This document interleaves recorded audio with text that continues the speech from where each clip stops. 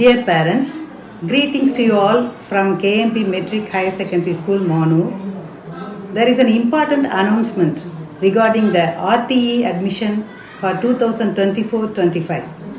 அதாவது இது ஒரு முக்கியமான ஒரு அறிவிப்பு. நிறைய பேரண்ட்ஸ் RTE அட்மிஷனுக்காக கேட்குறாங்க. அதாவது அரசாங்கத்தால் வழங்கப்படும் கட்டண சலுகையுடன் கூடிய அட்மிஷனை பற்றி கேட்குறீங்க. இதில் நிறைய பேருக்கு இதை பற்றி முழுமையான ஒரு ஐடியா இல்லாமல் இருக்குது. இதனால் நிறைய பேர் உங்களுடைய சான்ஸை மிஸ் பண்ணிடுறீங்க.